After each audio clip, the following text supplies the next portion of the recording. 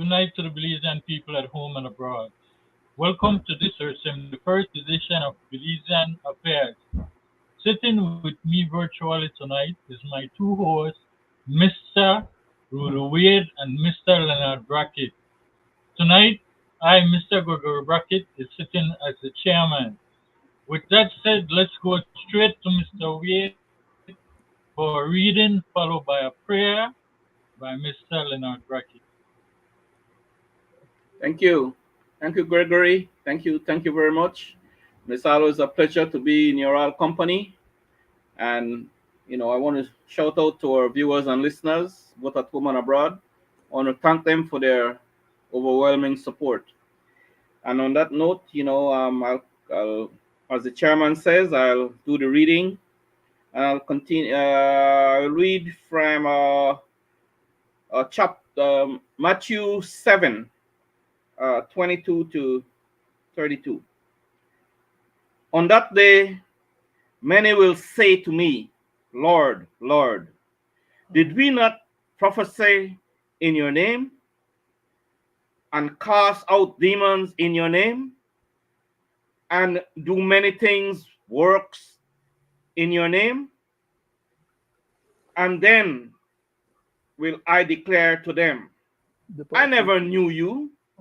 Depart from me, you workers of lawlessness. Everyone then who hears these words of mine and does them will be like a wise man who built his house on a rock. And the rain fell, and the floods came, and the wind blew and beat on the house, but it did not fall, because it had been founded on the rock. And everyone who hears these words of mine and does not do them will be like a foolish man who built his house on the sand. And the rain fell, and the flood came, and the wind blew and beat against the house, and it fell. And great was the fall of it. And when Jesus finished these saying, the crowd were astonished at his teaching, for he was teaching them as one who had authority and not as their scribes. That's my reading from Timothy chapter 7, 11 to 27. Thank you for reading, Mr. Wade. Mr. Brackett. Yes, sir. Thank you, Mr. Chairman, for the opportunity to participate again tonight with you good gentlemen on this panel. And just want to go ahead and offer a short prayer. Divine loving Father, we thank thee for this privilege to come before thy presence once more. We pray that thou mayest hear our clamor and supplication on behalf of ourselves, our family members, friends, and loved ones, on behalf of our country of Belizean people and leadership, on behalf of the rest of humanity. Thou knowest our hearts, our desires, and even our most secret thoughts, loving Father. We pray that thou mayest grant us wisdom, knowledge, understanding, endurance, perseverance, and protection. Help us that we may present this program and that it may accrue to some positive benefits. For we ask these mercies in Jesus' name. Amen. Amen. Amen. Amen. We want everybody. We want everybody. Give me some of your everybody. Give me some of that cassava. We want everybody. We want everybody. Give me some of your everybody. Give me some of that cassava.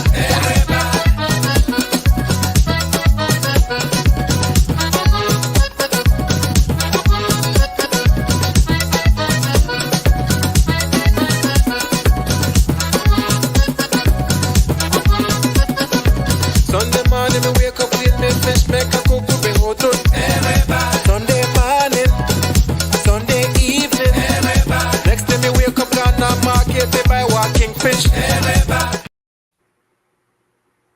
Nice music. Take you way back there, huh, Leonard? Yeah, yeah. Again, good night to the Belizean people at home and abroad. I thank you guys, my virtual hosts, for sitting with me. Gentlemen, the topic for tonight. Does Belize have two different constitutions when it comes to Maya land right? I'm asking the question because it seems that the laws that the Mayas are running is bumping head with the Belizean constitution. And as was mentioned, you cannot go into certain Mayan village. So tonight I want to start with that topic, and I will go to you first, Mr. Wade, to give your input. Well, thank you there, Mr. Chairman. You know, the question is, whether we have two constitutions, one for the Mayan people and one for the other, us, right? As far as I know, that's a no-no. But they have a customary practice, right? Um, I was born in the South. I'm a son of the South, I went to school with the Mayas, the so-called Mayas, no? I mean, when I say that, they adopted that name because as far as I know, who are the real Mayas, you know, it's not the ones that are there right now. Because I'm talking, I went to school with the Cobaneros that came across. No, I take everybody back in history now, Go on. right? That came across selling little plastic wares and little things from cross of Coban and they pushing a little cart and they came all the way. I was born 16 and a half miles on the San Antonio Road, 16 and a half miles from PG Town, right? That's between San Pedro, Colombia and San Antonio, little place they call Cricket Arena. They changed that name too, where some very prominent people came from, smart people, right?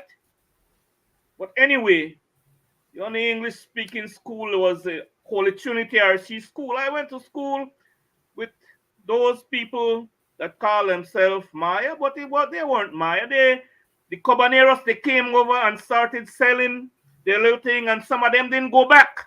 They stayed right here and made a family, right? Mm-hmm.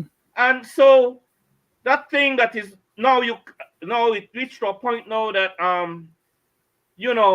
you can't even go into some of these villages because they have their own rules and laws and their own policing, right? But the government encouraged that, and I'll try to take my little 5 minutes and wrap that up real quick. The government, due to politics, right, they let them go ahead and do these things, right? That's where politics came in, and that's part of what we have now happening in Emery Grove, Laguna, right? Because Mm-hmm. I didn't know about any Maya living in Laguna or on Emery Grove. No, that land was for my people, the East Indians and the Garifunas. I'm Mm-hmm. telling you, right? So who encouraged them? The UDP because of votes, and the Mm-hmm. PUP because of votes, and bring them Mm-hmm. out from all the little villages along the borders, and then bring them and encourage them to take Mm-hmm. ownership there, right? Which is now this is the end result, right? And now who is that adds now? Who they get the blunt of these things? These people, these original people right there from Emery Grove that I know, grew up with. Now you see what's going on there, and all encouraging of the so-called, I'll call her name Christina Chuck and the Gregory Chuck. Who are these people? I don't know them. I don't know them, right? But they are the boss down south, right? So pretty soon, I feel bad for my people, right? I feel so bad for my people because, they seems to be getting nowhere, right? Now they got to sit down and negotiate for something that was theirs, right? Something that was theirs. They got to sit down now, and who they negotiating with, right? Who they? No, come on. Are people so stupid? Who do they put on the head negotiating table? Who are negotiating for equality? The very same Christina Chuck and Mr. The government official there, the Maya guy, right? Which I understand he's an attorney. Gregory Chuck, sorry. But anyway, you think that my people will get any justice there, right? No, they got to come down hard and fight for it. If it takes blood, kill because it's theirs. I'm telling you, I didn't know about any Maya land rights when I was coming up as a kid in PG, right? In terms of what to the masses of what is going on right now, right? Because like I say, my little village is not there anymore. It was there on the British Honduras map. As when I was in the system, I patrol on that map, patrol our borders on the British map, British Honduras map.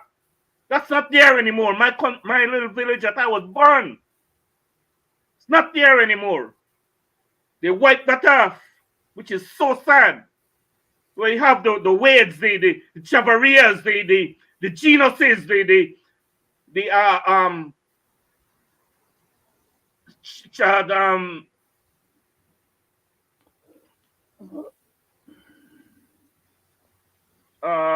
Edwards, Edwards, Edwards, right? Richards, right?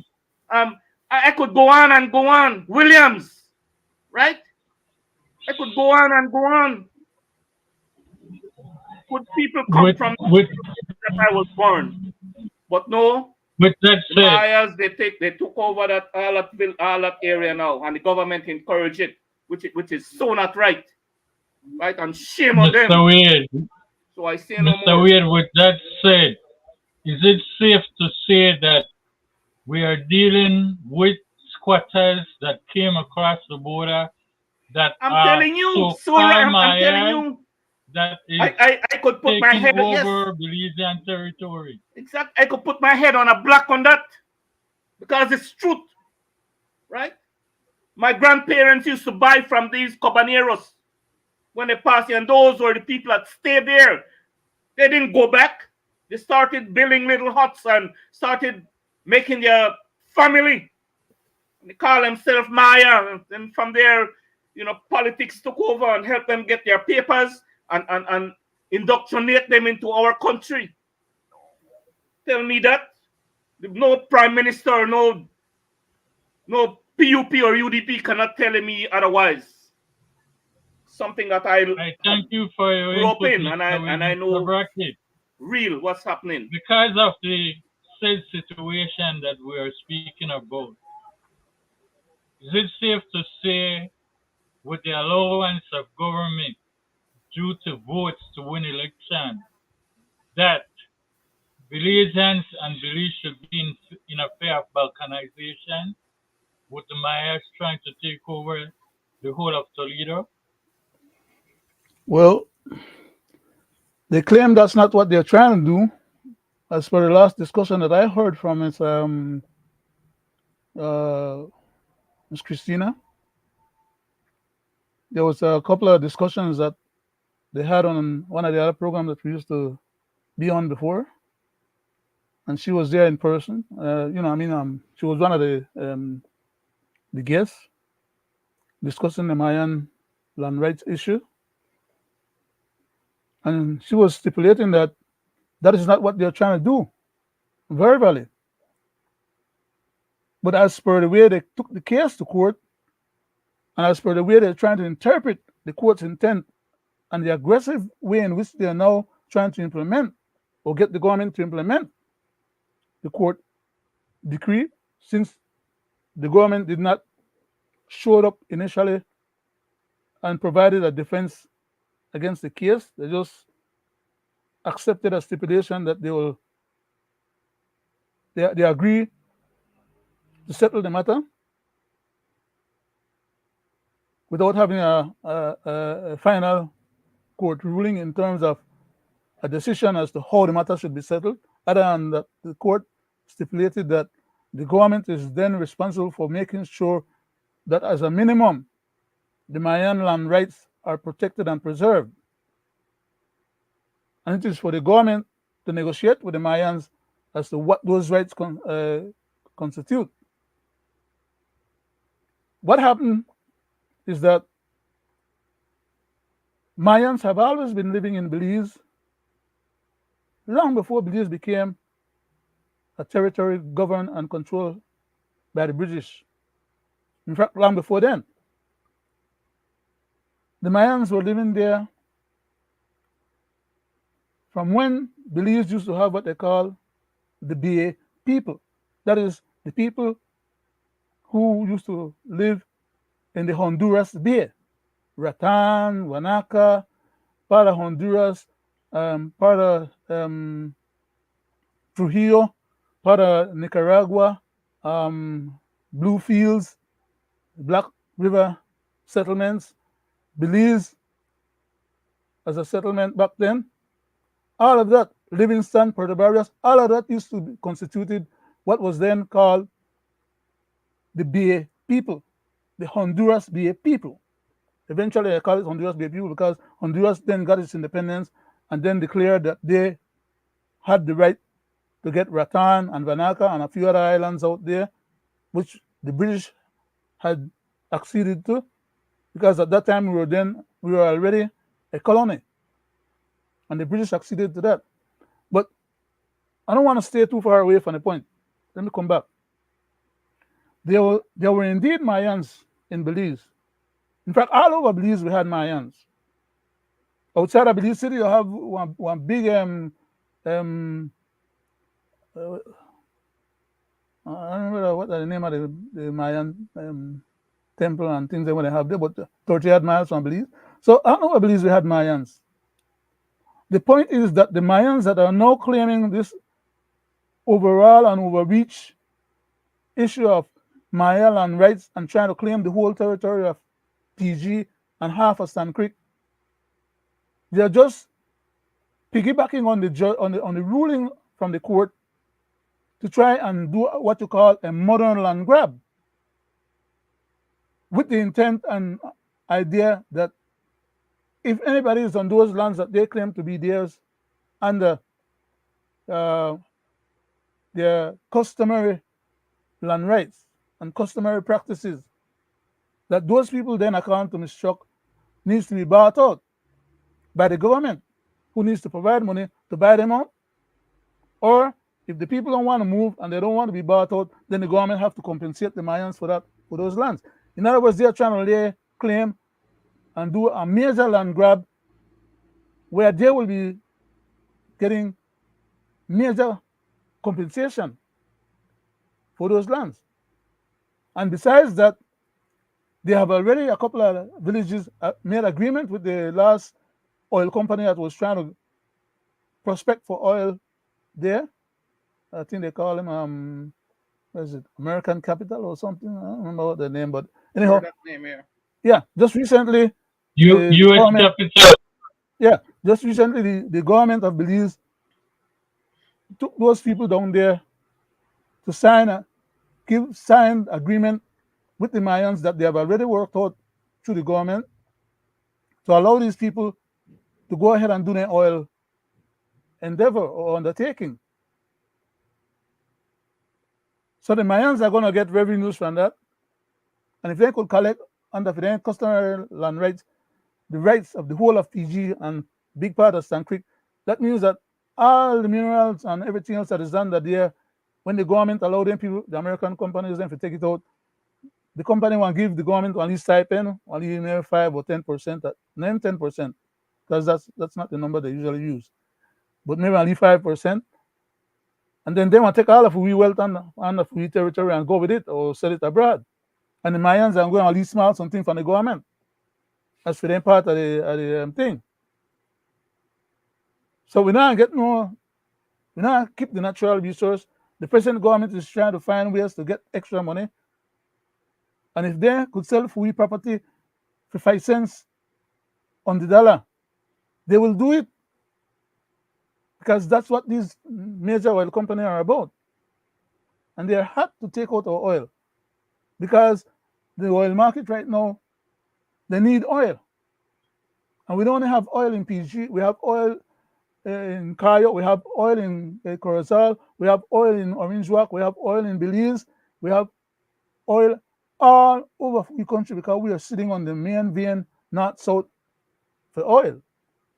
So these people are playing a power play on the rest of the country. They know and they have agreed, Mr. Chuck acknowledged, that they're not trying to balkanize the country so as to divide the country and have their own government and their own system of governance. They are willing to abide by the government constitution. So we should end up with only having one constitution that they will not have. But that constitution that we now have will have to be modified to accept certain situation where they will have priority over all the majority of that land in that area. A lot of people have private lands. A lot of these big companies will own hundreds and thousands of acres of lands may not want to give up their lands, and they will not compensate the Mayans for it because they already bought it or get control of it through the government. So now that we government, which means us, the rest of the Belizean people, will have to come up with money to pay the Mayans them to compensate for those lands. That's how ludicrous the thing has become. And the problem is, as I said earlier, yes, we do have some people of Mayan origin that are long-standing Belizean people living in the land where Belize claim now to have as a country of Belize within our boundary. And I don't think we should have any problem with them having some rights established or agreed to. But just like how the rest of the country, when you own a piece of land where you get from the government, you only own the top part of the land. All the natural resources underneath of that land beneath you belongs to the government. That is the law. That is the agreements and the documents that you sign when you acquire one piece of land from government. All the mineral resources and everything else under the ground belongs to the government. You just can't go there and take out your own oil well and do what you want with the land, how you want or whatever. There are laws against that. But these people, a lot of them came over to Belize, as Mr. Wade pointed out earlier. Many of them came over to Belize and was allowed by the Mayans that used to be there in Belize to come over and live with them when they had this major Guatemalan war against the Mayans in Guatemala. When the government was killing them out, to take over their land to give to all these big European companies. So we accommodated them in Belize. When I say we, I mean the Mayan people who are just, the borders that we have between Belize and Guatemala only divide the people that live there. Some of them are the same, originally compadres or whatever, they live with. But because the physical border is Mr. established. Brackett. Yes, sir. Just a minute. One second. I'll close right now. I realize that 5 minutes and I said, the fact now is that there are people living in Belize who came over temporarily and didn't go back after the war finished. Their children were born in Belize. Their grandchildren probably were born in Belize and now have Belizean citizenship and rights. And therefore, we have to accommodate them too. But this idea that they could just lock down all the territory or have a claim for Maya land rights under the present decree that includes the whole of the Toledo district and big parts of Tan Creek is untenable. And I'll leave it at that for right now. Amen to that. Well said, guys, Mr. Brackett. Yes, My sir. concern is the indigenous people and the Garifuna have land rights. What happened to the Creole people rights where our forefathers went to the war and was promised? How And the come mestizos, the don't Belizean forget the people, mestizos, right? Mm-hmm. Yes, and the mestizos. How come we are not fighting for all land rights? How come we do not have a public and bank holiday like them? We are Belizeans, we are going to the ICJ and we are representing. We don't have a public and bank holiday, not a rice and beans day, not a nothing day, but we supposed to own this land. Even That the 10th of is a September, even the major 10th of September is concern. being wiped out from underneath you, Mr. Chairman. Even the 10th of September is being Yes, wiped out from of underneath you course. and not being Yes, recognized by the same people who we are are doing seeing exactly it. what you're saying. It's not by accident, it's We're deliberate. seeing it more and more. And with that said, this is not just coming from us. I want the people at home and abroad to hear it because Mr. we, Chairman, the Belizean before, people, should have more unity, before you much leave that part, more Mr. Chairman, unity. can I make one other statement? Belize Creoles, specifically now, are in serious trouble because we don't have any lands that's being given or allowed for us to be able to expand Belize City and other areas where most of the Creoles they live. Some of the areas where Creoles used to live up like Bomba and all up the river and different places are now being taken over by the new migrants. They go and they squat on the land, you can't get them off, and then they turn around and they go and say that they've been living on that particular piece of land for 10, 20 years, which sometimes it's not true. And then they get the land. And the Creole, they know they will get no chance to expand Belize City. In fact, the new migrants them are coming into Belize City proper. They are cutting off, they are taking up the lands them and cutting off where the city could have expanded, where they could have, the land department could have give some of the Creole people in lands for their grandkids or their kids. They can't expand. And that's not a secret. Thank you very much, Mr. Chairman.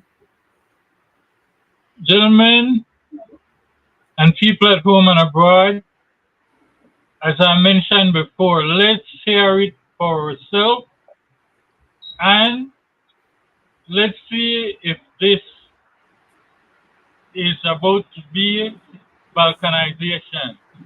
I could go in any village and got any meeting without any other permission. And Christina know that too.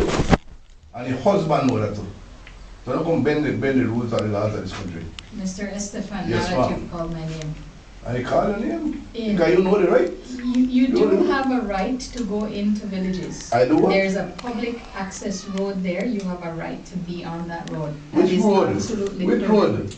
Any part of the village when I'm off of the road or on the road. You have a right, but Alright. in Maya villages, you have to ask permission, You not full out of of shit. courtesy, not out of courtesy. You sir. full of shit, baby. I know for you. I am telling you, I am telling you, you cannot stop me from going to no village. None whatsoever. I could ask courtesy to enter the village as a man of courtesy, but you cannot stop me. Don't go down that road, man. Tape this thing, man. Tape this meeting. You tape it for yourself. I don't need for tape I this. mean, but you don't stop me from going to no Right, village, right, man. sir. You know, until I come back here because I hear this nonsense, you know. I hear this nonsense, and that's not work. This I believe this, I don't want the matter. Yeah, that's true. Give me a Alright. talk. Since I'm living there and Well, you live there, there. so but I may be come there, but this I believe. yeah, because I have to talk on behalf of myself because it's not you who is feeding me, it's myself. That's why I have. Well, I have nothing to do with feed. I have nothing to do with food. Yeah, that's true. Your but- constitutional right that it has to. Don't have to know we eat of food. Yeah, but you don't have no right to barge into somebody's That's why I asked you for permission. in a You invite me village. there, you know. You invite me there. You know. Yes, That's I right, do, that's yes, so you have to but you're understand that. You are not That taking you the can't correct just come, if procedure he may say because- no, we can't go there. Who? It would be illegal for you Who? to barge into a community's Who? meeting if the leaders did not Man, accept. like I tell you, Sonny Christina, and I tell you no. If I go in that village and I'm going in there this evening, and none of you want to stop me from going there. And you know what? None. Instead I of- they tell you, I already asked you, I they tell Okay, you. well, let's put Because you it's on not notice. illegal. Let's put you on notice too. Put people on notice This what? gentleman, that's an alcalde. I don't mind if He you're has a camera, it don't matter me. He has. I have a every right to go in other village. Don't tell me no stupidness, Okay, man. and then record this. He Regarding has every right as alcalde to arrest you Arrest if who? you trespass on their lands without permission. And if you must test it, go ahead and you got better test it. sense than that, man. I surely think you got better sense than this with that. Who want to arrest me if you go to believe so? Mr. Gentlemen, See what I'm talking isn't about? that leading up to balkanization? It is, regardless of how one may want to term it. Greg, direct facts. When the Mayan indigenous people they come to PG Town to come and transact their business, just like how they say earlier, Mr. Wade, they used to come on the road and transact and do what they have to do, and then whatever. When they come to PG Town, or any other village for a matter of fact, anybody stop them from walking around in the village, or walking by any streets, or going in any shop, or go shop, or go sell? That's No, how we they started, need to be right? conscious of what is it that they're saying. Because like I said earlier, what they're saying and what they're doing is not squaring. And you see exactly what I was saying in my word being played out there with that gentleman and the alcalde and the shock and the rest of them. Then they're trying to play a power play game where they can have rules set aside for them, which is to say, contrary to Belize law, the Constitution says that you, as a Belizean, is entitled to go from north to south, east to west, any part of the country, and no government or authority is vested in anybody else to stop you or abrogate you from exercising that right. Which is why the question was asked by Greg earlier, then do we have two constitutions? Because the Constitution says one thing, and these people are trying to attempt to achieve something else. Now, I can agree to a certain extent with them when it comes to their private property. You cannot walk into a person's private property in a yard, even the police or the government is forbidden from doing that. But they want to have these communal lands. Wait. They want to have these communal lands under the same category as a private property status, which means that any outsider that don't belong to that family or that household for that yard or that community land, because this is what they try to compare it with or try to use as a basis to establish that parameter. It means that you as an outsider to that village, if they don't welcome you there or give you permission to come there, you can't come there. Just like if nobody give you permission to come in a yard or my yard or whatever, you don't have no right to come there. They're conflating. You cannot have the personal land rights and then conflate it into communal land rights.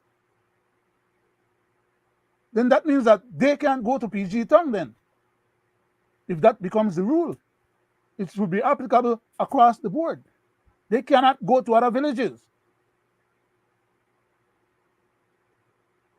They should only be able to go on the public roads, the main highways. Because each village, each town have their own laws and rules and regulations, but those laws are subjected to the supreme law of the land. So you can't have it both ways. Go ahead, Greg. Mr. Brackett, isn't this is what is happening in the Middle East? Because Exactly. the Mayas now are acting like Israel. Really and truly, you can't go into their land, but they could come into yours. And you know what? That is phony baloney, because if there's a state of emergency like COVID, any health department can go in there. Any crime committed, law enforcement can go in there. Mm-hmm. So it is phony baloney.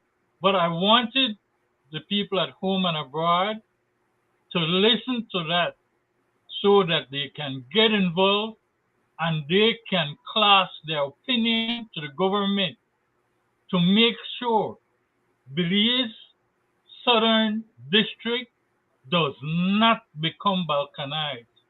Mm-hmm. Let me Period. just, before we move on to another, dear Greg, let me just close this, what I wanted to say on this, right? And I'll say this, that it really hurts me to see the attitude of some of these self-imposed Mayan leaders, right?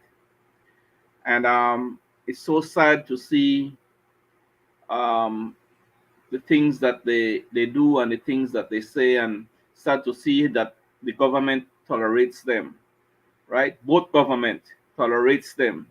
And like I said before, it's all about politics, right? It's all about votes, right? It's all about, you scratch my back and I'll scratch your back, right? And ignoring the other mass masses out there, right? But they practice it, Greg. They did it with a young man, Miles, an ex-BDF that went in there and married a Maya girl. You see what and you see the end result. You see what happened. They get penalized, and the government encouraged them, and they keep doing and doing and doing. And let us not forget the Mennonite community. So I will not elaborate, but I just say this: let's not forget the Mennonite community. Spanish lookout, right? Good. While we're on that subject, right? Good. Gentlemen, nice topic. This brings us to our halftime where we will come back. And tonight we will have a great cheddar to split up amongst ourselves with the people at home and abroad.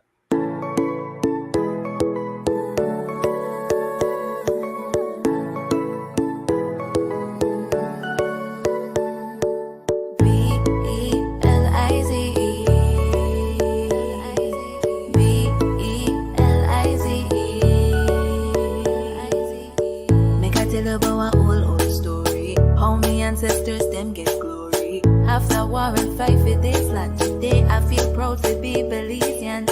And every time I walk through the streets, I feel so blessed, so good and so free. And every time my foot touch the beach, I feel so at peace, thanking God for my country. And I don't know how it make you feel when the breeze such a fracas just started you up, but I'm kinda living in a fantasy. It's the only place that I wanna be. My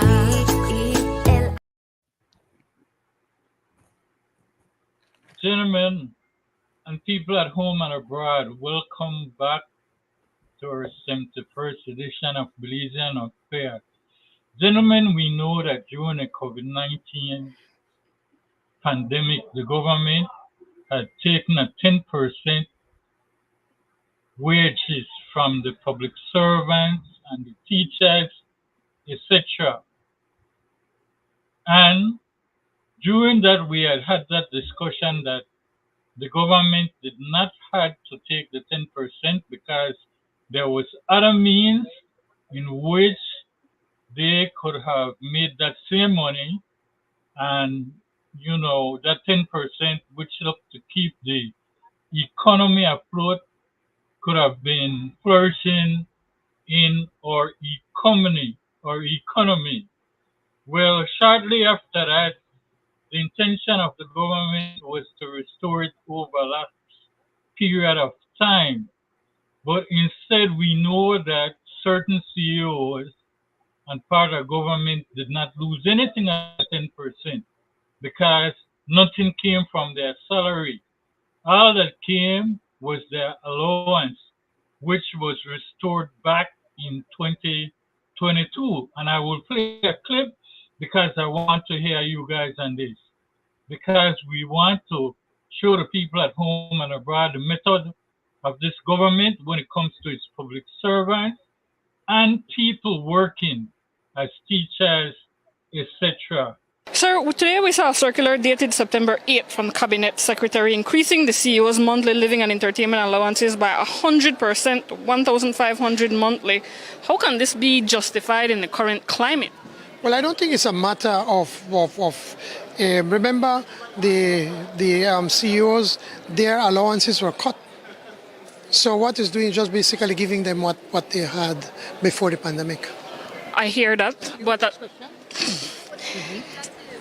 That's a next question.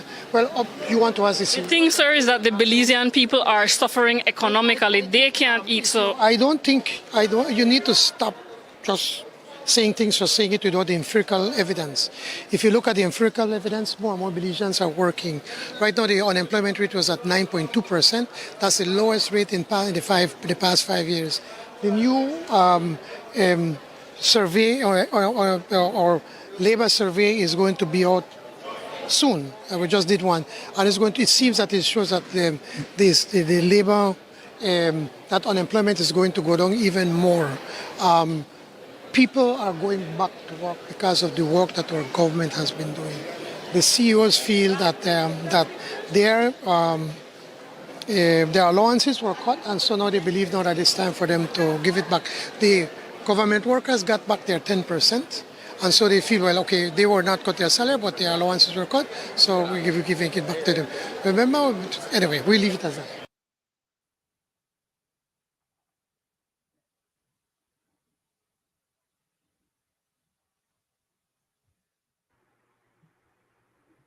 Can I jump on that quickly, Gentlemen, Mr. Chairman? Mr. Chairman? no, you heard the clip. Before I have you jump on that, Mr. Brackett, you heard the clip. Was the Prime Minister speaking out of context? We will have this discussion, and we want the people at home and abroad to know when government officials are telling on themselves. You heard him just now? Let's listen to this. During COVID, the diaspora sent approximately $300 million during that year for Belizeans. Many Belizeans would not have had food to eat if they had not sent that money. The diaspora raised funds for health. The diaspora raised funds for education. The diaspora sent sometimes experts to help us in Belize. The diaspora or Belizean diaspora, they are doctors, they are engineers, they are entrepreneurs, they have their businesses, and they want to find a way how they could help Belize. But they want to see something that's organized. Because some of them say, I'm trying to send medication to Belize, but I don't know how to get it there, to who to send it. Or when you see they are charging me taxes, they're charging me, I said, we're making a donation. So we want to buy a land. We want to build a house. He said there have been instances where they said, we've sent money for somebody to build a house for us. And by the time when you get to Belize and we realize what they're doing, they're stealing our money. So I said, maybe it is time, and I've just started a discussion with Minister Mala, whereby maybe we can screen some contractors and we could advertise these contractors to the diaspora. It says, you want somebody to build your house?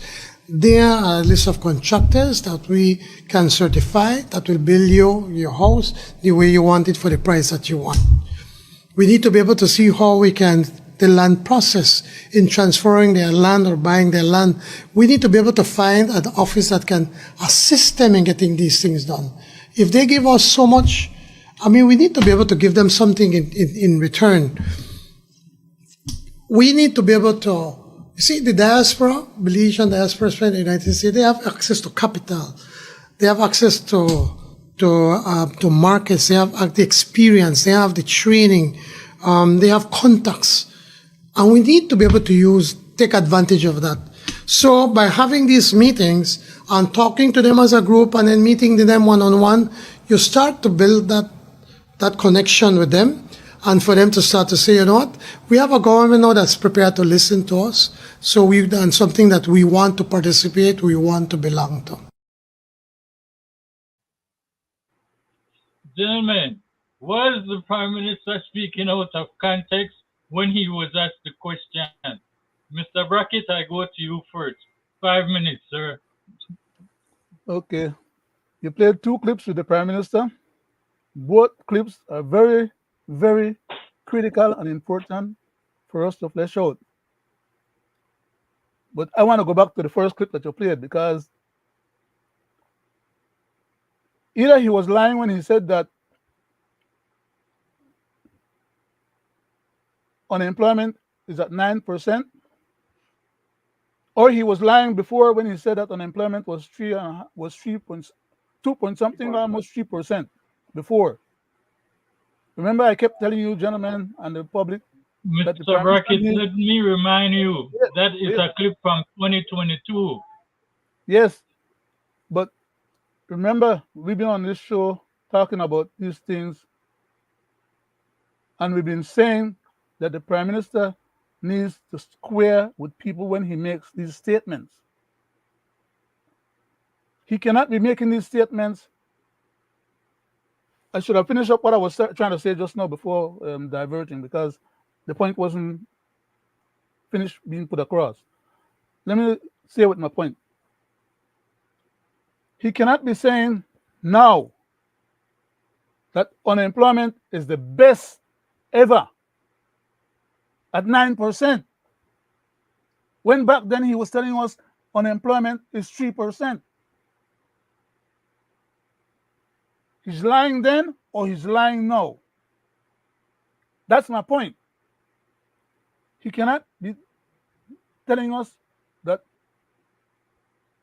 they are going to provide contractors to do people's job for them so that they could corner the market for contractors of their favorite groups. That's not what people are interested in. People are interested in putting the rules in place so that the laws can be used to go after shysters and people who try to cheat and stiff people out of them property and their money, which includes some of them as ministers themselves. They are in hanky-panky with locking down some of these lands and making those lands available to preferred people. That's why we need UNCOC in place. We need a serious check and balance. It's one thing for him to say, okay, well, yes, the diaspora provided, according to him, $300 million. It's more than that. The people in the diaspora go home and take money with them when they go home and give out to their family members or put in a bank account or do whatever they do, extra money that comes into the economy of the country. Besides the $300 million that he's talking about, he's not addressing those extra money or all the values in kind that people try to send back, boxes with medicine or boxes with clothes or boxes with food or boxes with whatever, or barrels or whatever. All those things cost money out here for us to get it back to Belize. The transportation itself for each of those barrels is $150. Much less the things that we buy for stuff in there and send home. We out here 175 for a barrel there, Leonard. 175. Yeah. So we out here are That's taking US. a licking. That's US. Yes, sir. When we try provide for we family and friends back home, and these idiots can go to the house and rectify the laws that they played around with to deprive us of our rights to participate in our election process back at home, or even provide something out here for those who can't make it back home. That's how much of a double talking and a liar they are. They don't have no concern for us and our well-being or our interests.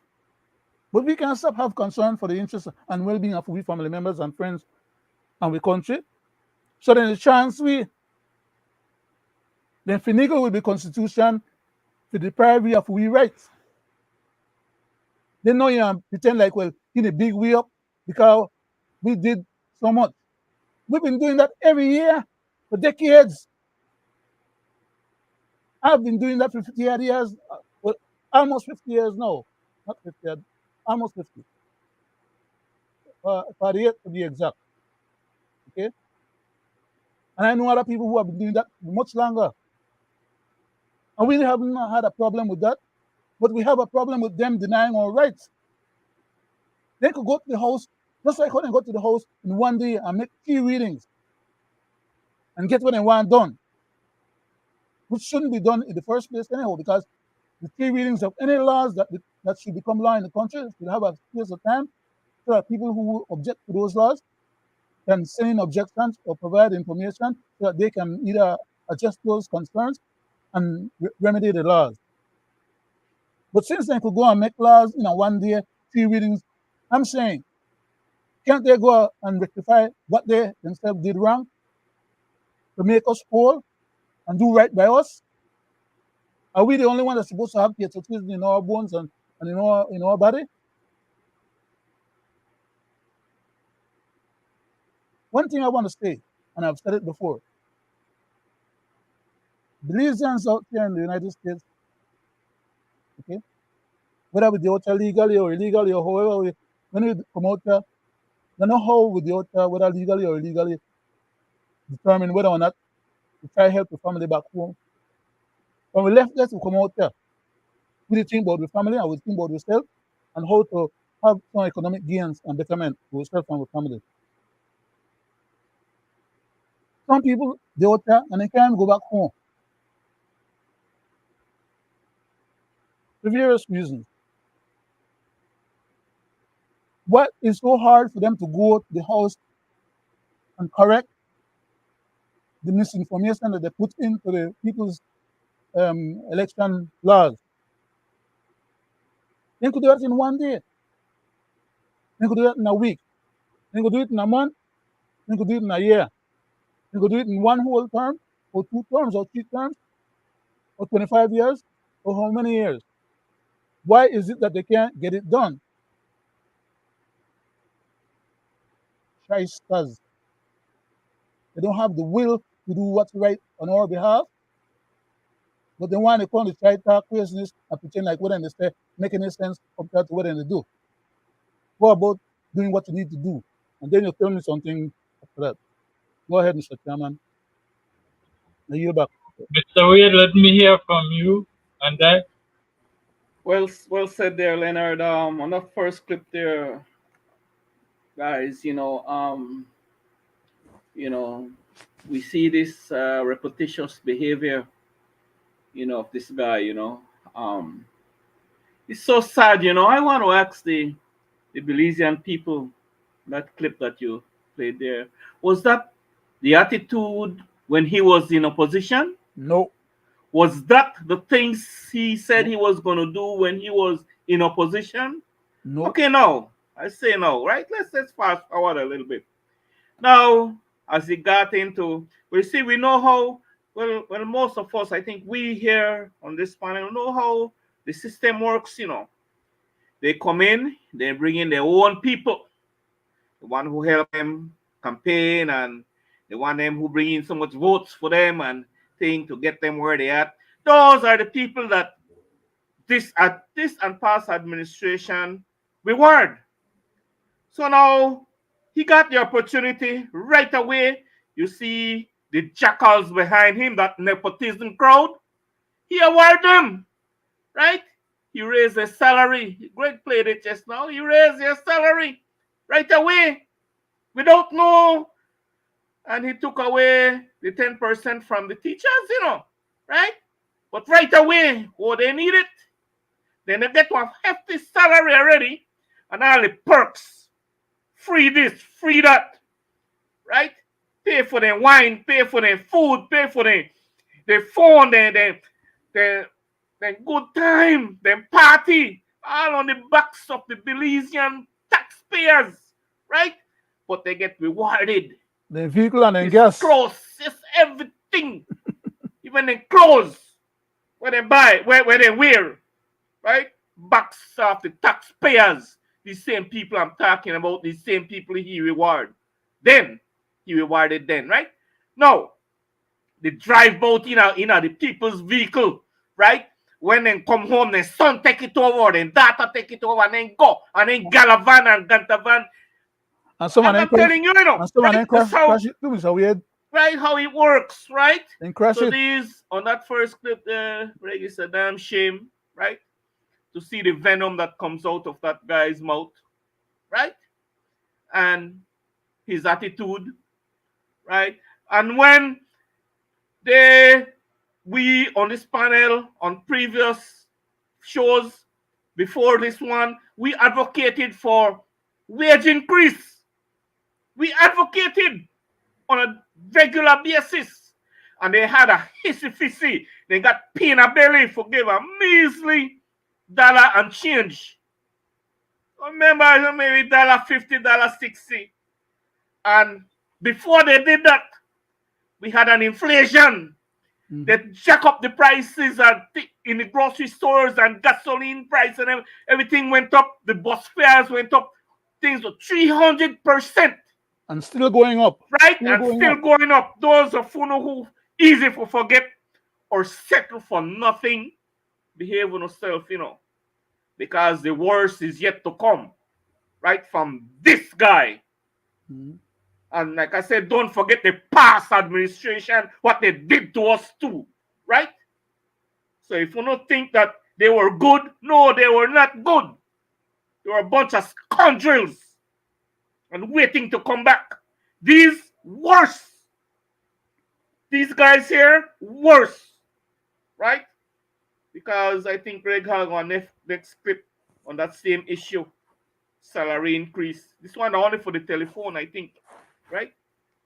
But like I say, Mr. Wade, you rightfully hit the nail on the head, because this is what they are doing, sir. Let me make you complete what you were saying. Go ahead, sir, complete. That last clip, and then turn off finish it. We are at the nearly 3/4 of the term.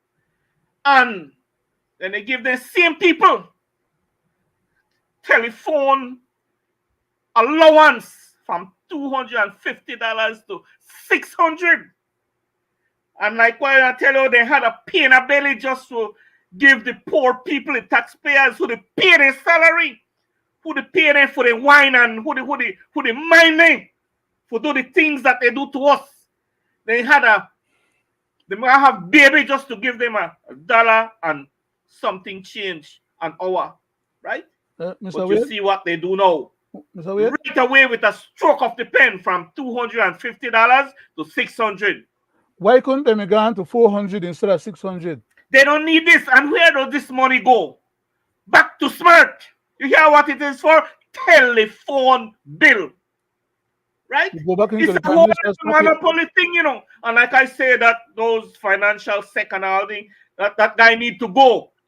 Right? He needs to go.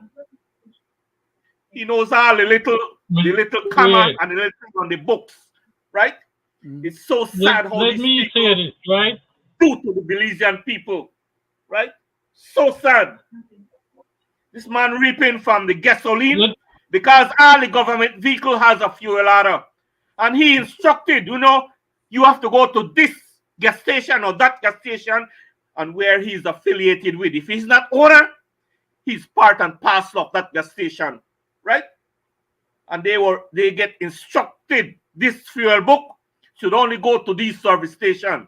Right? And the same thing with the telephone company, right? With the telephone increase. Where do you think that increase is going to go? Who in this country run up a $600 bill? Who? Open on our eyes, people. Some people know that $600 a month for food. All you fanatics, all you fanatics. This is what your government is doing to us now, right? This is what they're doing to us because of the vote you gave them. And they're coming back because they're not done yet. They're not finished yet. Say no more. Go ahead, Mr. Chairman. Play that clip. Gentlemen, I thank you guys for your input. But let me say this. The government has decided to waive fees in hospital. That is still not working because people at home and abroad, as well as you guys know, there's no CT scan. He's spoken out of context again when he said that because he mentioned surgery will be free. The only place you can get that is at HMH. And they said it. It's a tertiary level hospital. So you will not get that free. The government had tried with the busing system, trying to favor one set of people. They failed at that too. And they failed it denying the other services which we mentioned to the people at home and abroad, how it was unconstitutional. And you know what? They lost. Let's hear it. Commercial. Anyway. Yes, Jules, so So we're we move on moving to on. our next culture Yeah, topic. so there was a hilarious post this weekend about Floralia. I don't know if you all saw it, and I don't know if we can bring up the audio on the post. And I just want to say, we're in a country, it's not on the actual Facebook post. Those are the videos I sent. There was actual Facebook post. But I'm saying that we live in a country where things break down. Channel 7 suffered a very embarrassing breakdown with our switching equipment last week, Monday. So I know all about breakdowns. I understand we live in a country of dust and mud. Floralia. So if we could play the audio on this one, guys, I don't know if we can bring up. The only bus when I available when I'm ready to travel. When two Floralia bus broke down the same time, with the the first bus they broke down, they sent a second bus and the second bus broke down. But I know one of the last part that we to Floralia, but I'm the only bus when I available when I'm ready to travel. When two Floralia. All right, so no. We're not doing this to badmouth Floralia. Things break down. We live in a country of breakdowns. I understand this. But we do it to establish that Floralia is not the unimpeachable gold standard that the Minister of Transport seeks to set it out to be. They have changed the transport game. People love it. I know many of our employees use it, and they are so grateful for it. But we live in a country where you have to stop every 2 minutes. That is not amenable to the type of fancy buses. And there are, and the comments were cruel, right?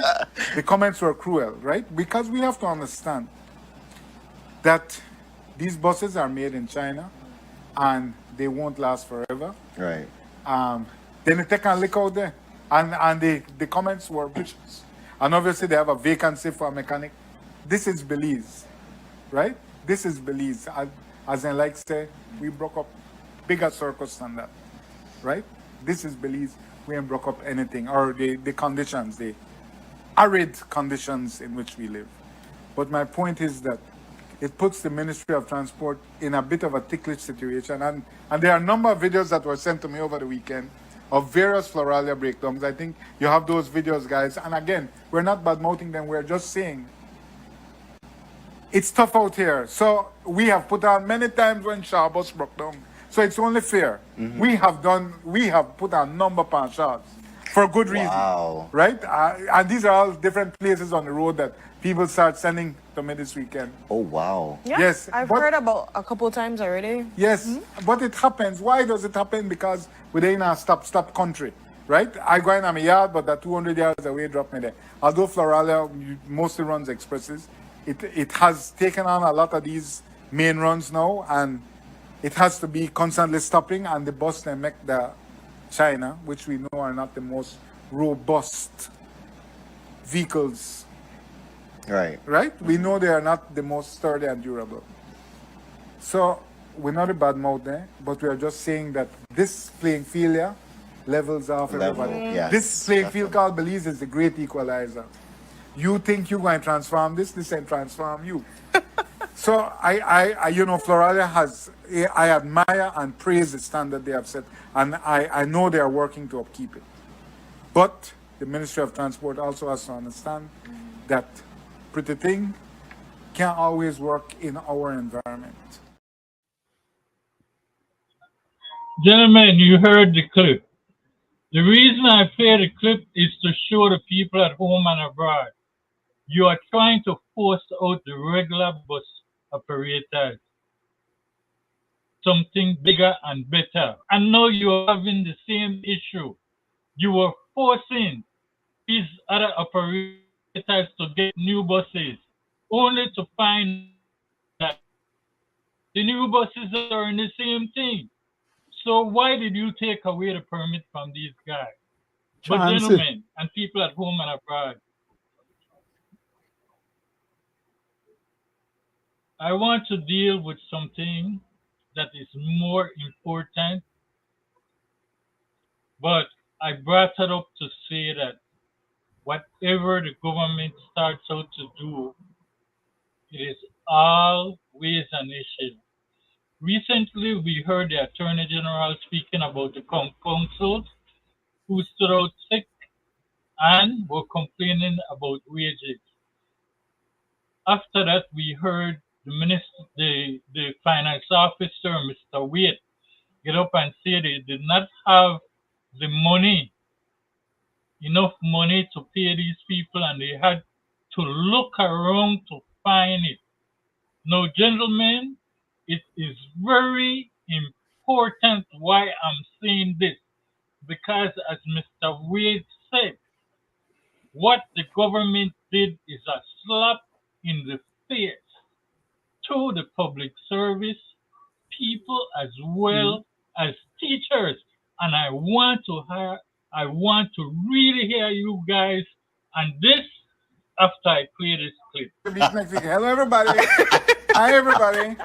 Hi, everybody. But speaking of, all right, so you want to be like John Brisson, so you're the Minister of Finance, right? A Minister of Finance and just give the CEOs one new phone allowance. What happened there? $600. Thank you, Mr. Yeah, so I want to be clear, though, it's not the Minister of Finance, and it's the Financial Secretary that have to go through the Ministry of Finance. So I think that, I don't know how many of the viewers know that, so the news went out on Thursday about this increase in allowance for CEOs, the Solicitor General, and the Cabinet Secretary, I believe her. So here's the circular. Chief Executive, the Cabinet Secretary, the Financial Secretary, and Solicitor General. Okay, so this is an increase from $250 to $600. Let me be clear.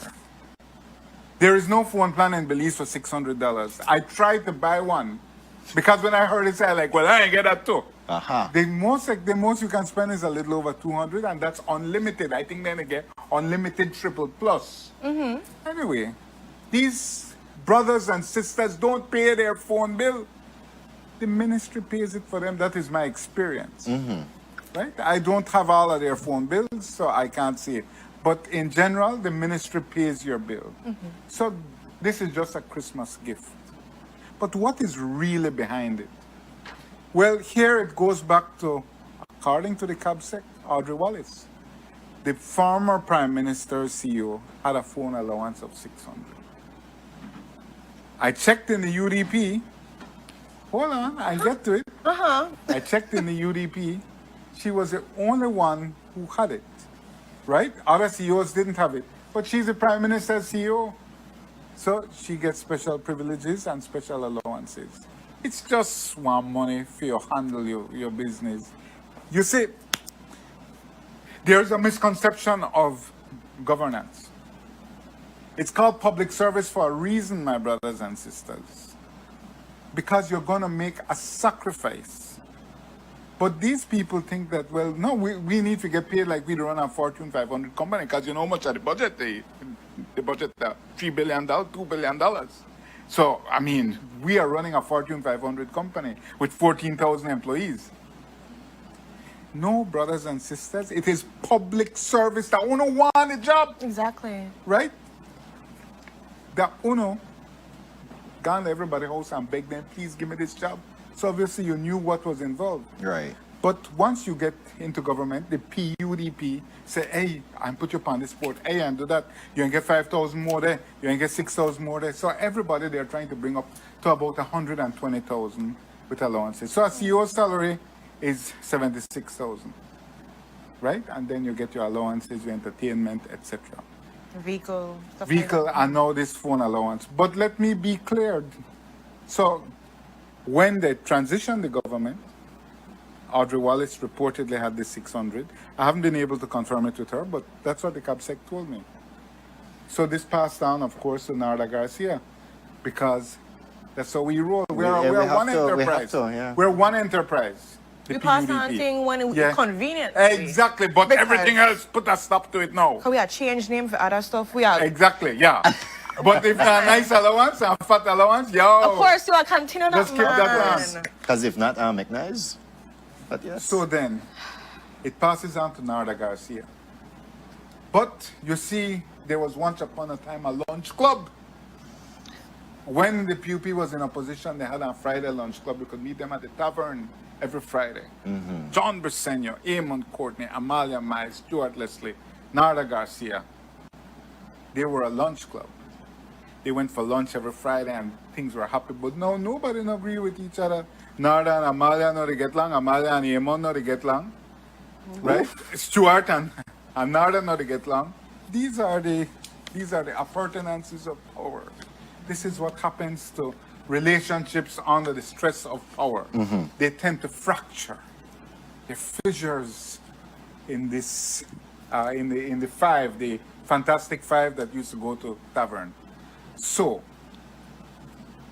the CEOs did not ask for an increase in their allowance. They were not told at the last CEO caucus that we're going to get this increase in allowance, or they didn't bring it up at the CEO caucus. They have a CEO caucus after cabinet every week. It's not like then they say, we need the allowance. Nobody even knew about this allowance. Only Narda was having this allowance. Well, it seems that the CABSEC wanted the allowance. That's my interpretation of the situation. The CABSEC, they're like, oh, Narda, I have this, and I don't have this, and I'm the top dog. And I should say that a lot of those CEOs in that lunch club, the two that I mentioned, are known to attend those CEO caucus meetings because the cabinet secretary runs it and over me, where they got over me. They don't got nothing over me. This is the turf issue. So, as I understand it, the CEO unilaterally, without prompting from the CEO caucus, without informing the CEO caucus, Ghana increased the thing so that he could dip on the same level as Narda. That is my interpretation of the situation. He told me it's to harmonize everything.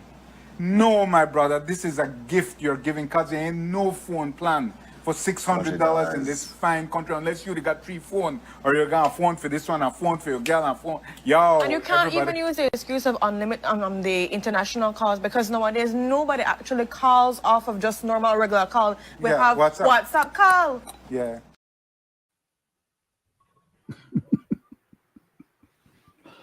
Gentlemen, you heard it. People at home and abroad.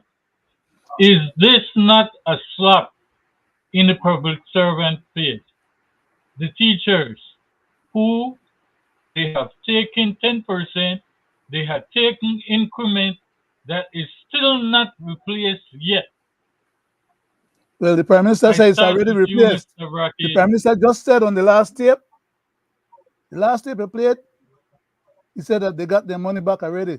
So I don't know. Gentlemen, I don't know if you Brackett, let me hear you. Let me hear you on a quick five. The man they lie again. Because every time they open their mouth, they lie on themselves. Let me hear you in a quick five, Mr. Brackett. Then Mr. Wade, Kaza will prove him wrong. Okay. Okay. With this thing with the increase, right? I don't see a problem with them getting a increase because cost of living is going up, the price of these things go up, and as high up level individuals, they have to use the phones and whatever it is that they use a little bit more than the regular me and you, Joe Blow, right? So a little raise wouldn't be bad. Then could I carry the thing as far as 400, and that would have been bad enough. Still deserving to be complained and castigated for that, for 400. But the bloody man, I got away at 600. And I bet you none of them want to give back the extra money because none of them want to submit one bill for the telephone thing every month to show where the money they go. The extras and just get used for some other purposes and to hell with the government treasury and other employees and whatever else not. They award them that or give them that and they want to take it and use it however they want. That's the end of the game. Mr. Wade, let me hear from you. Brother, Jews couldn't have said it better, I've said that, I've said where that 600 is going, and I've said that there is no plan of $600. Mm-hmm. And while these people sits in the offices, They use the taxpayers' phone. They use the people's phone, right? So on and all, it's just rewarding these people, right? And it's so dirty and stink, right? And like I say, I just hope that the Belizean people are seeing for themselves, the hyenas they have, working for them, right? Do they want to continue this charade, right? And like I say, the worst is yet to come, right? These guys have no end, right? And they have no regards for the people. They have no regards for country. Right now they're grabbing because election is soon around the corner, and I think they grabbing as much just in case, right? And they're doing what they want to do. Nobody to tell them no because of the super majority they have, right? And the hold they have on the nation, right? So they are the signatories for us, right? They sign and do anything they want to do in our name, right? And these guys are a bunch of crooks, right? That's and it's so blatant, so open, and they could care less. And I don't know who not see these things. Like I say, it's only the fanatics of this party, fanatics of the UDP, no see the ills and the things that they do, the fanatics of the PUP, right? That they not see, the terrible things that they do to us as a people and nation, and they continue to do it, while they live high and mighty, and they don't let it suffer. Can't even buy a pound of sugar, can't buy a pound of rice, can't buy one gallon of gas. Mr. Chairman, These guys care. Can I add something to what Mr. Wade to say? So, quickly? It's so sad. It is a shame. Real quickly before I go to the next clip. It is a shame that these people have to resort to those kind of nickel and diming of we public treasury. Because like Jules said was said on Jules' show, I don't know if there was a young man or a young lady, and Mr. Wade just mentioned again, and we're all aware that there's no $600 plan.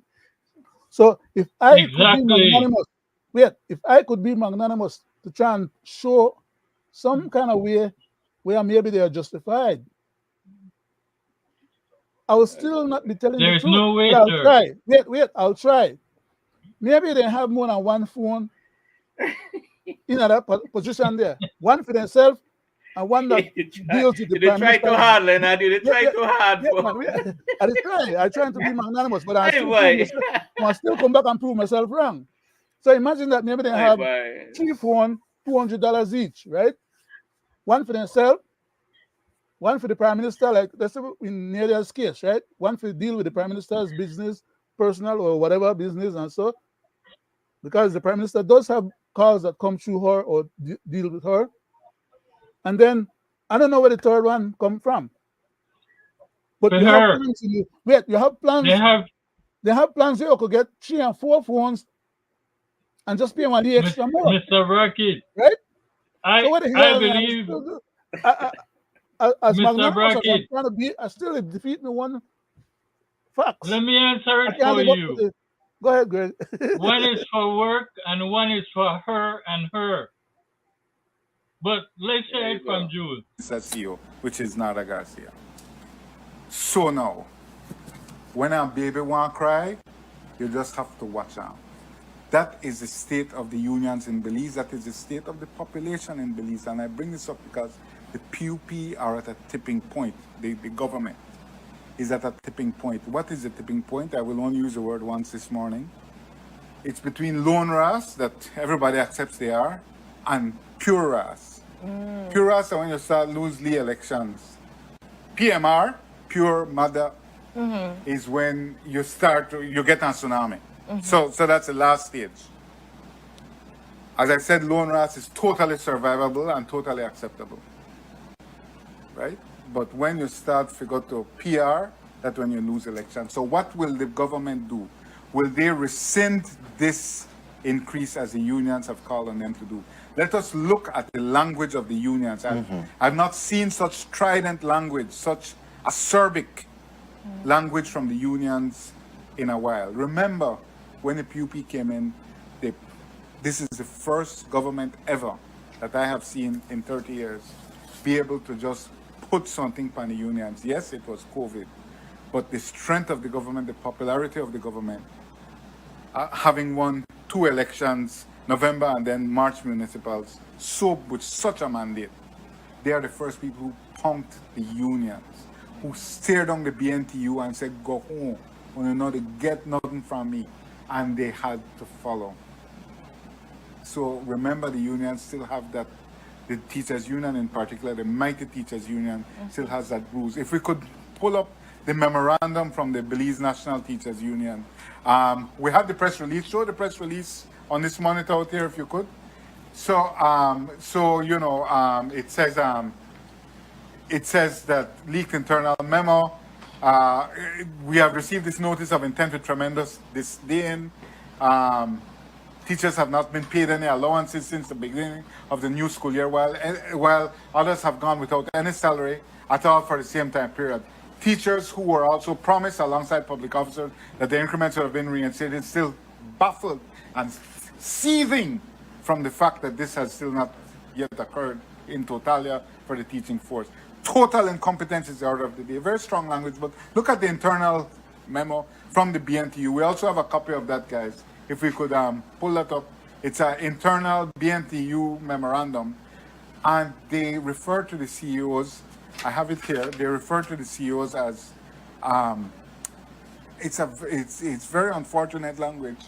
It isn't that's from the National Trade Union Congress. It's another document. If we could just pull it up quickly. Not the wheel. Hold on, I have it here though.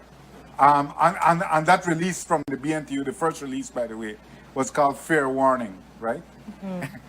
And then you name a release, we're fair giving warning. You a fair warning. But if we could put up the internal memorandum, that is a poll that they did. Could you show that on air, Victor? That is a poll that they did online, asking, in light of GOB's announcement, this is what the PSU did.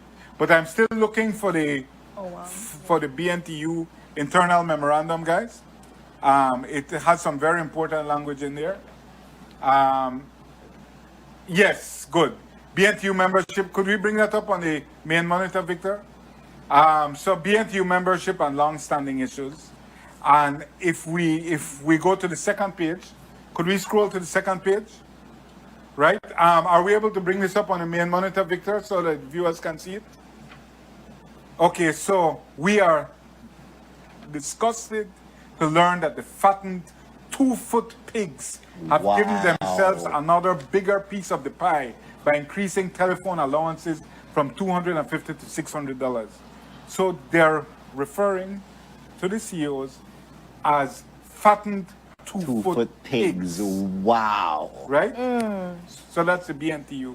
Have given themselves another bigger piece of pie by increasing telephone allowances from $250 to $600. This is an insult to our members who are struggling to make ends meet. We demand that the government immediately reverse this action.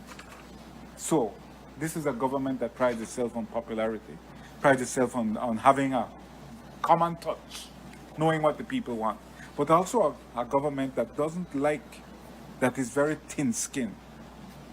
You can't tell we where to do. We run things. Things not run we. So it will be very interesting if the government reverses. I believe they must and they will. It's a minor point. I understand it's a difference of $350 a month. So that's 3 times 12, 3,600 a year, right? 5 times 12, whatever. 3,000 and change a year. But my point is that the government would be wise to rescind. It is not in their nature to rescind though, because they are a strong government and they're thin skin and nobody knows and tell them what to do. However, these unions have been energized and activated by this. Why? Because of the built-in frustration and resentment, and that's why I say it's a tipping point. I believe it could be a tipping point. Events of the following days. The unions are already telling the BNTU is already telling its members to wear their green shirts today. right? I think we have that notice as well, guys. And we have somebody in the chat saying green all the way. Right. So the first release says the green machine is striking up again. So it's the green machine versus the blue machine, and the BNTU, they have it in for the government. Right? Wow. See, we need our salaries, allowances, and increments. Let's send a loud message. Wear your green shirts. Monday, November 27, 2023. So this is the state of play right now. I want to see what the government will do. The Prime Minister is traveling, I believe. He returns today, and they're having a cabinet meeting tomorrow. It will be very interesting to see what they do, but they would be wise not to play around right now because the thing is ready to tip. People are energized. You say there is a low-key resentment. Like people accept that the government is what it is and the opposition is what it is. Like two of them rated LR, right? Two of them have the same rating. The opposition has recently upgraded from PR to LR, right? But they fluctuate, right? They back Depending up on with the it. day. Yeah, they fluctuate. But my point is that the government is at a critical stage where it can tip, and the energized acid response to this latest initiative, because you see it's totally tone deaf, and that's the CAPSEC, you know, totally tone deaf, because they think they're so special. They think they're doing a favor. For real, you know, when you talk to them, people, you know what they say? But look at the budget we run. Look at the budget you run so inefficiently and incompetently. Jules, was there any justification as to why they raised though? Besides, you know, Harmonizing. That's why harmonizing. It's harmonizing. There's no fund plan for that. It makes no sense. If you want to give them money, give them an additional entertainment allowance because they get that too. Give them but it's all about just make we take more. And that's what people resent. People are suffering and the government don't understand it. I tell you, people suffer. People take lick. The cost of living is crushing. This is worldwide. This is a worldwide phenomenon. But there is desperation globally because of the crushing cost of living. But the government doesn't see. You are tone deaf. You're not correct in your head. That was spitting in the face.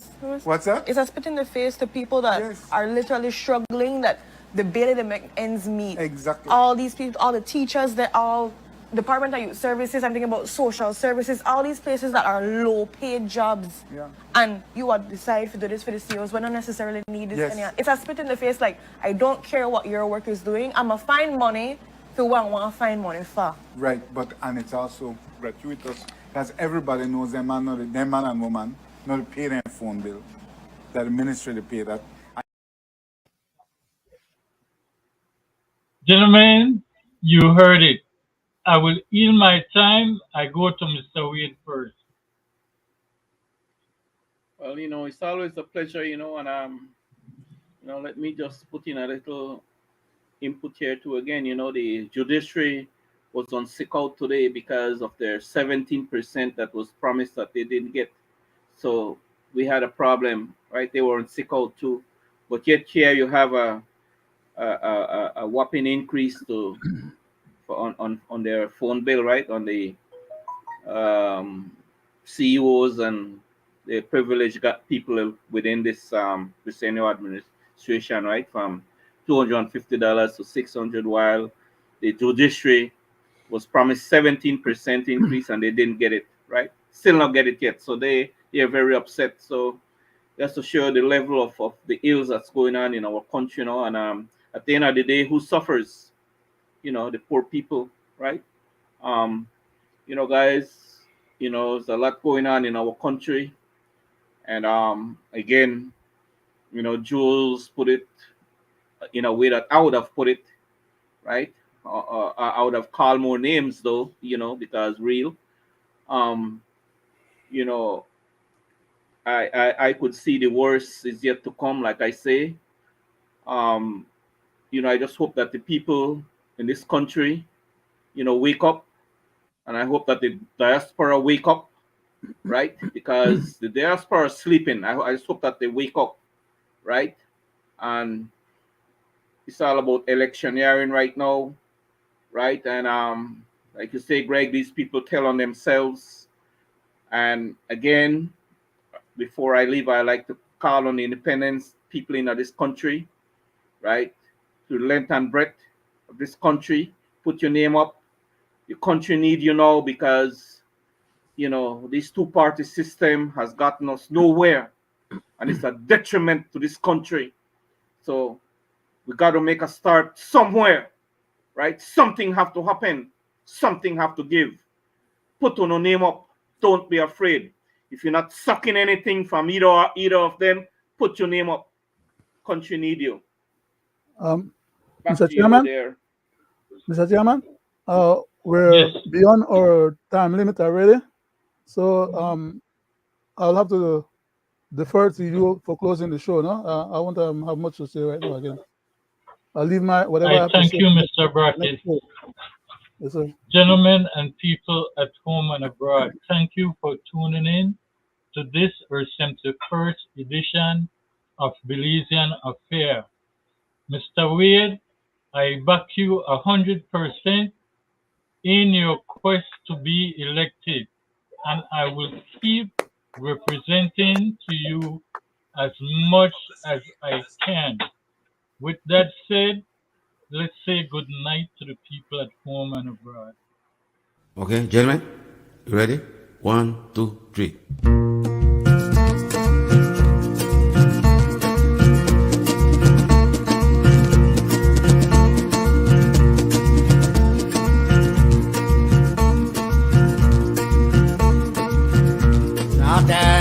No voy a ver, voy a llenar.